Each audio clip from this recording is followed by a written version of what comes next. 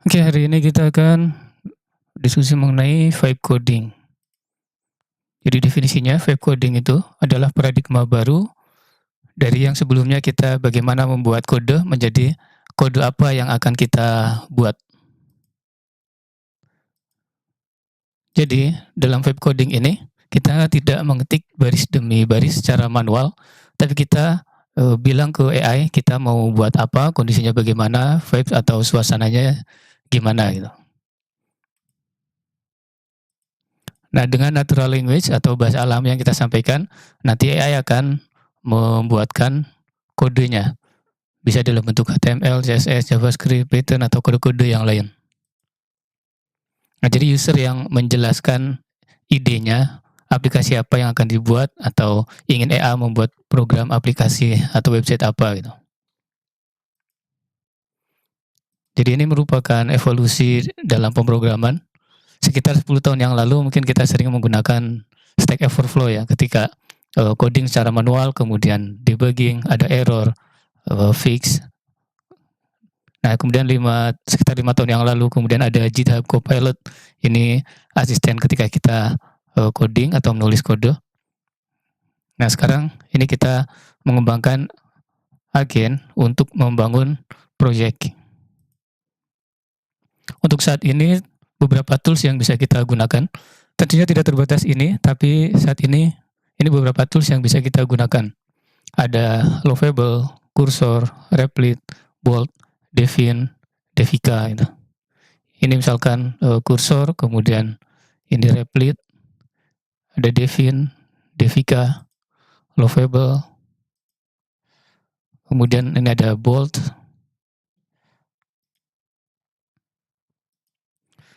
Contohnya misalkan kita memberikan perintah, prompt, atau instruksi, buatlah responsive portfolio website portfolio yang responsif dengan tema gelap gitu.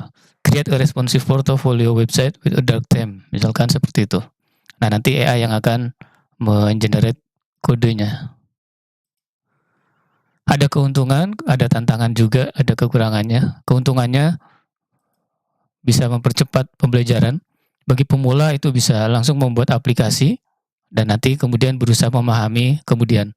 Ini tentunya berbeda dengan paradigma sebelumnya yang kita berusaha mempelajari tutorial cara membuat aplikasinya, cara coding dan lain sebagainya. Tapi sekarang kita bisa langsung berikan perintah buat aplikasinya, nanti berusaha memahami kode yang di-generate. Kemudian dalam hal produktivitas, developer senior juga bisa menyelesaikan tugas-tugas dengan cepat gitu. Kemudian dalam hal democratization of technology, ini memungkinkan para desainer, kemudian pelaku bisnis, konten kreator itu untuk membuat dan merilis produk digital. Kemudian juga keuntungannya kita bisa lebih fokus ke hal-hal yang kreatif, misalkan untuk arsitektur, user interface, untuk inovasi. Jadi tidak terjebak pada repetitive typing, jadi mengetik hal-hal atau kata-kata baris-baris yang berulang. Nah, kemudian tentu saja ada tantangannya, akan terlalu bergantung kepada AI gitu.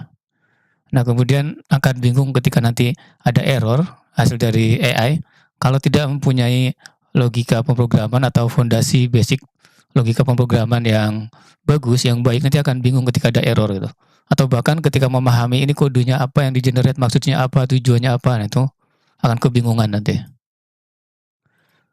Dan pada proses debugging, ini tetap memerlukan insting dari developer, dari human atau dari manusia.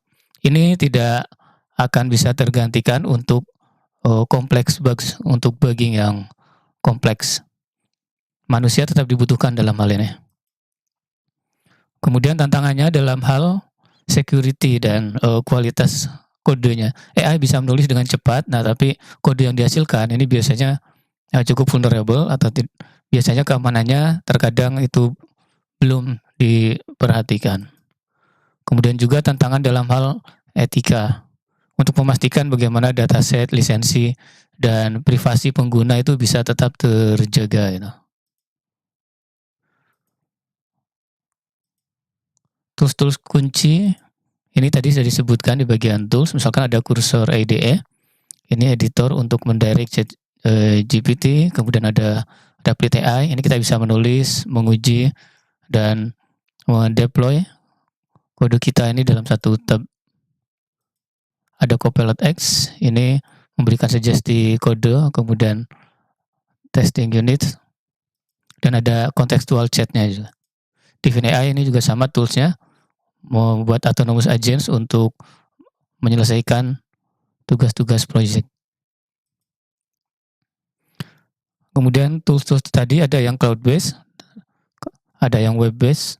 Nah, sebagian besarnya itu menawarkan paket free atau gratis untuk pemula.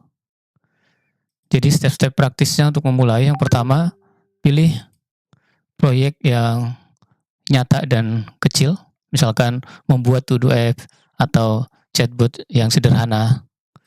Setelah memilih, kemudian berikan prompt yang jelas dan cukup detail kalau bisa yaitu misalkan create a to-do app with dark mode and local storage. Nah, kemudian setelah nanti ada respons, kita observasi, kita perbaiki, kita pelajari, baca kodenya, kita tes, dan nanti kita bisa meminta revisi ulang. Terus itu istilahnya adalah human in the loop. Jadi nanti kita sebagai humannya meminta revisi, menambahkan, memperbaiki, memperluas, dan segala macamnya.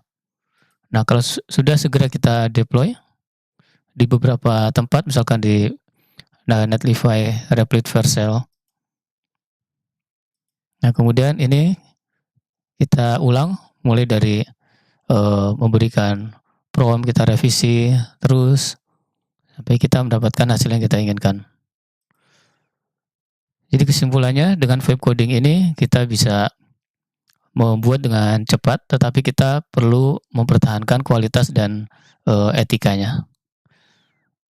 Jalur yang disarankan atau recommended path-nya mulai tadi sudah memilih small atau real project, kemudian memberikan prompt yang jelas. Setelah itu kita melakukan observasi, mengoreksi, dan mempelajari kodenya.